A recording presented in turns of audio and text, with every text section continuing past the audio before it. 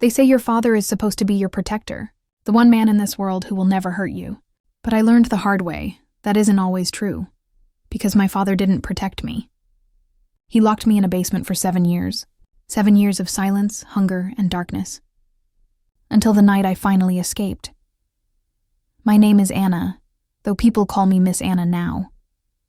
I'm 72 years old, sitting on the porch of my little house in Missouri as I tell you this story.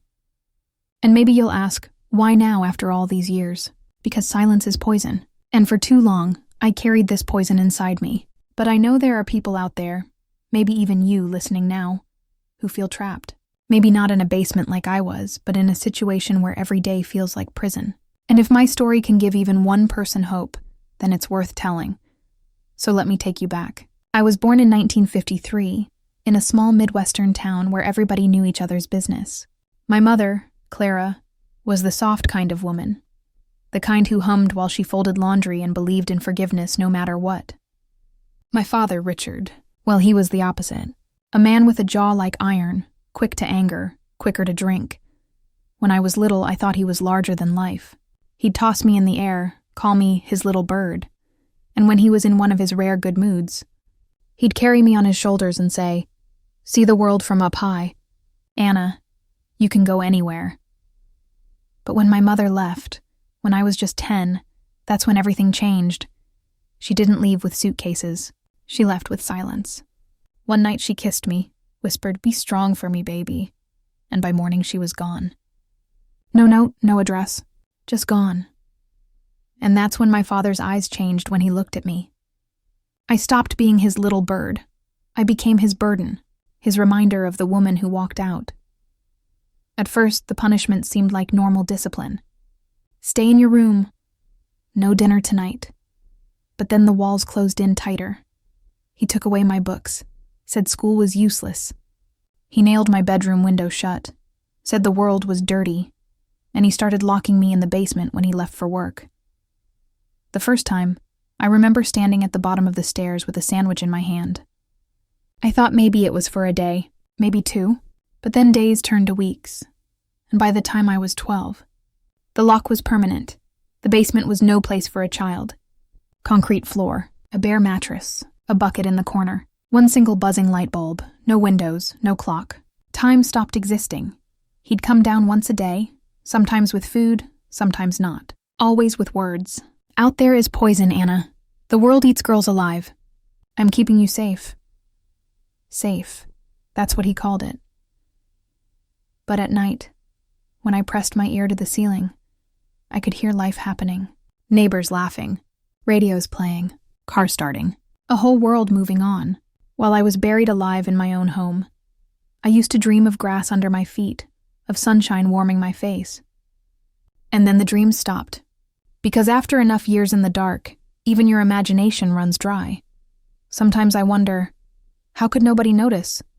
We lived in a neighborhood where Mrs. Henderson across the street knew the color of everyone's curtains, where the mailman knew who got what magazine, and yet nobody noticed the girl who vanished. Or maybe they did notice.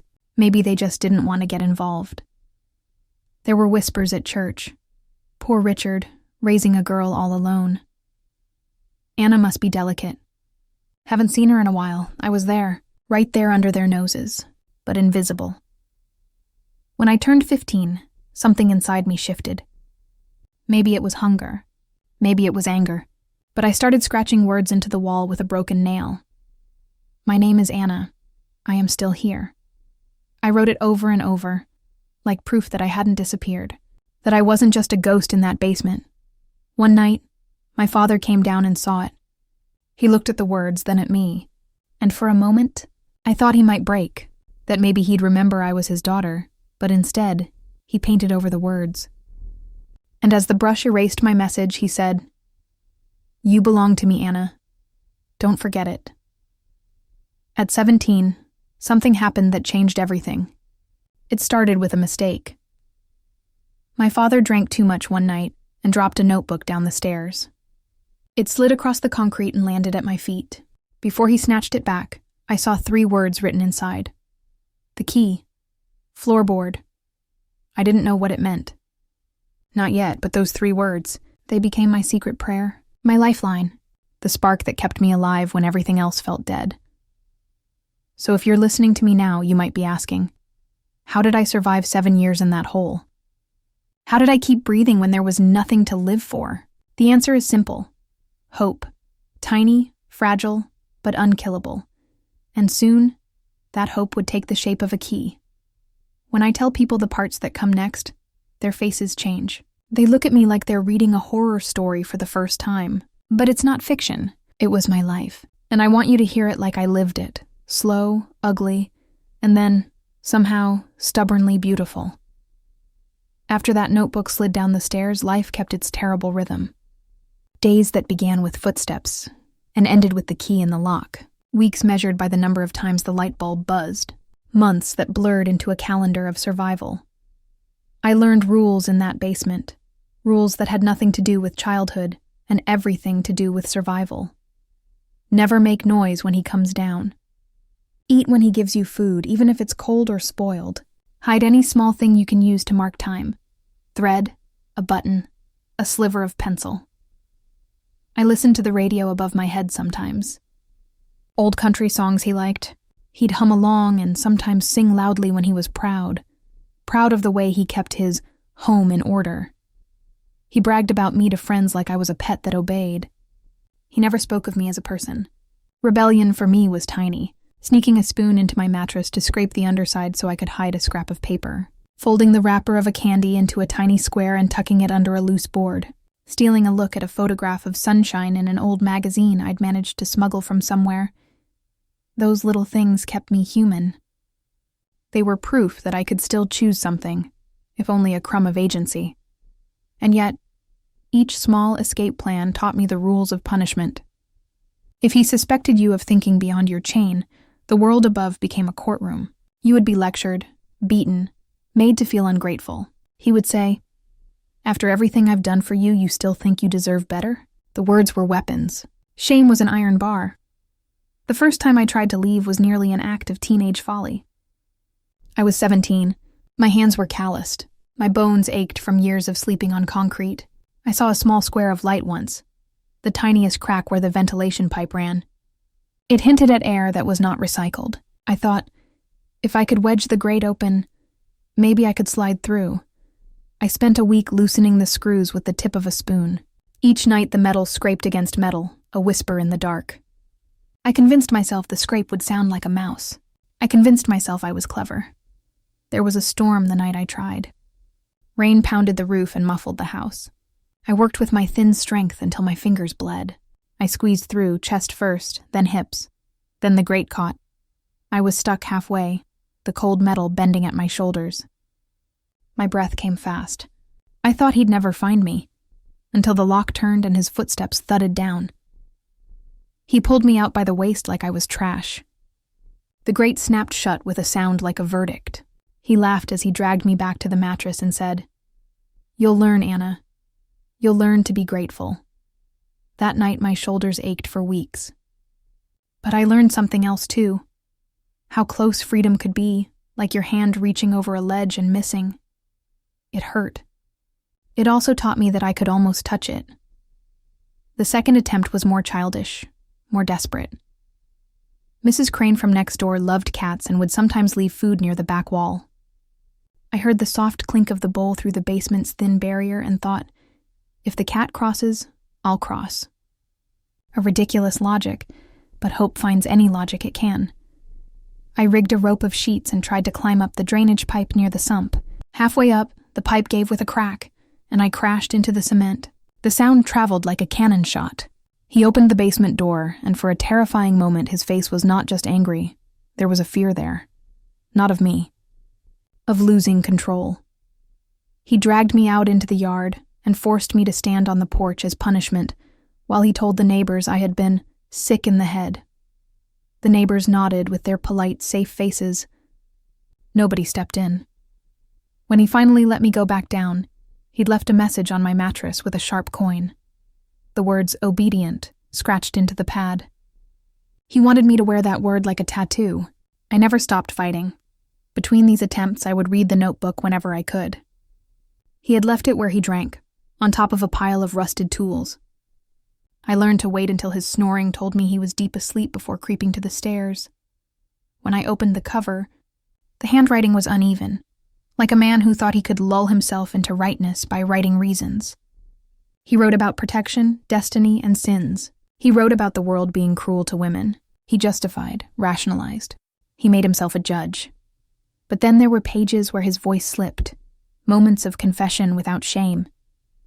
He noted places he hid money, times he feared the landlord, and most important, careless jots about the house.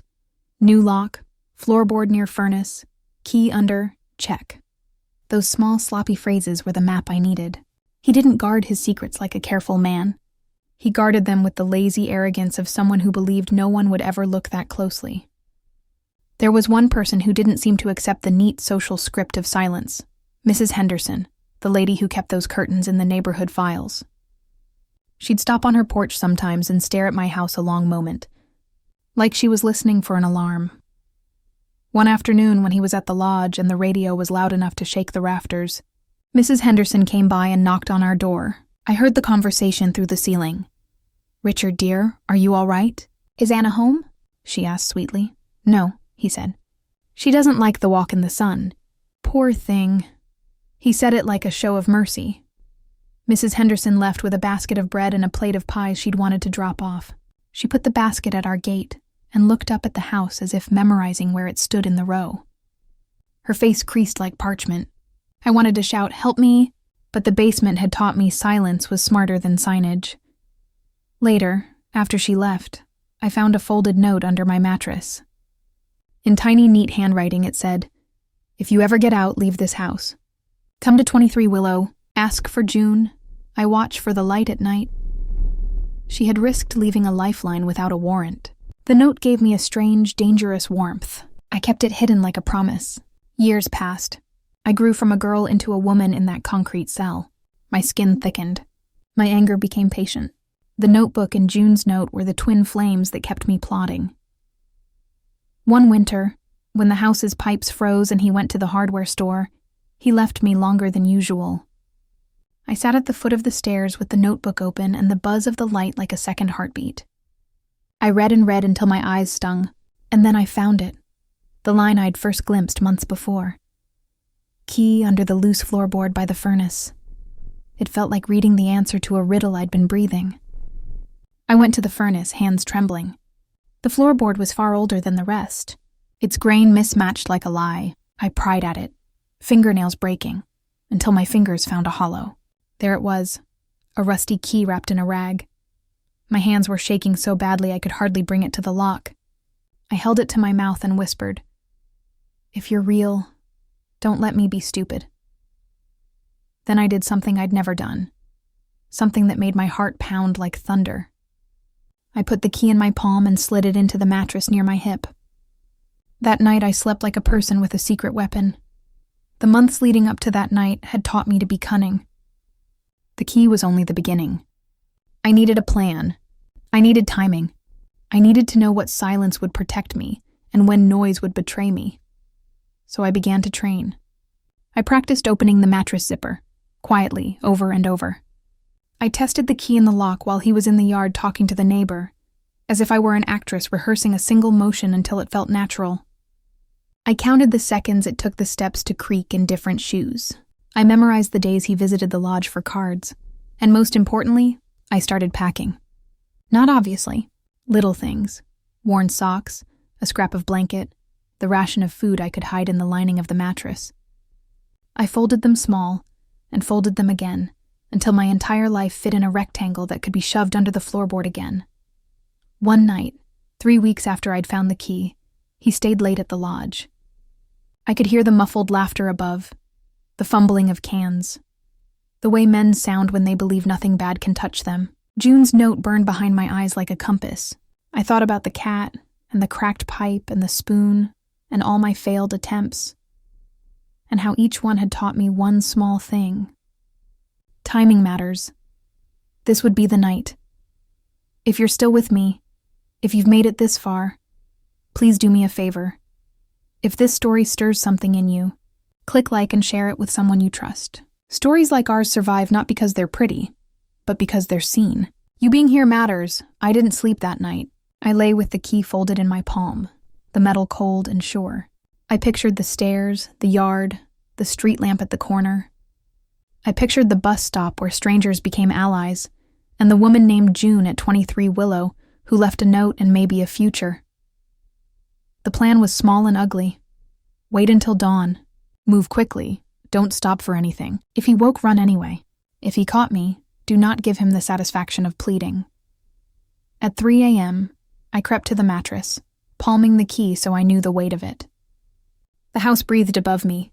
The radio fell silent, then began to snore. His footsteps slowed. The hush of the night wrapped around the wood like a blanket. I went to the door, opened it a crack, and felt the cool air taste different, like it belonged to other people. My heart was an animal, beating as if it would burst through my chest. I slid into the stairwell, the key cold and fierce in my fist. I was on the top step, halfway into the world, when a shadow fell across the porch light. Then the sound of boots on the porch. A figure, tall, wide, moved into the doorway. Anna? His voice was low and he smelled of tobacco in the lodge. That one-syllable word contained years of ownership. For a breathless second I considered turning around. I nearly did. The chair of habit is a strong seat. But then I thought of the words I'd scratched in the wall. Painted over and rescued from erasure. I am still here. I thought of June's note, of the spoon, of the 2 cracked attempts, of the bruises that would have become echoes if I stayed. I slipped the key into the lock. It turned. The key turned. That sound, click, was the most beautiful sound I had ever heard. 7 years of silence, and then a hinge groaned like it was waking up from a nightmare. I pushed the door. It opened into darkness, but it was a different darkness. The kind with air that moved. The kind that smelled faintly of rain. My father was standing at the top of the stairs. His shadow spilled down like black water. "Where do you think you're going?" he said. I froze. My body screamed at me to turn back, to kneel, to do what I had done for years, obey. But something inside me had hardened into steel. I said nothing. I just kept climbing, one step at a time, key still clutched in my fist like a weapon. He growled, the growl of a man who thought he'd never be challenged. "Anna, get back down there. Now." I looked him straight in the eye for the first time in years and whispered, "No." That one word broke everything. The spell, the chains, the prison. He lunged forward, but his drunk body moved slower than my fear. I bolted past him, shoved the door wide, and ran barefoot into the yard. The night air slapped me across the face, sharp and wet with dew. I stumbled, nearly fell, then caught myself and kept running. The gravel tore at my feet, but I didn't care. Every stone cutting into my skin was proof. I'm alive. "I'm free." Behind me, I heard him shouting. His boots pounded against the porch. But the farther I ran, the smaller his voice became. Streetlights glowed like stars I could finally reach. Houses lined up like silent witnesses. I wanted to scream to every window. I made it out. "Look at me! See me!" I didn't stop until I reached Willow Street.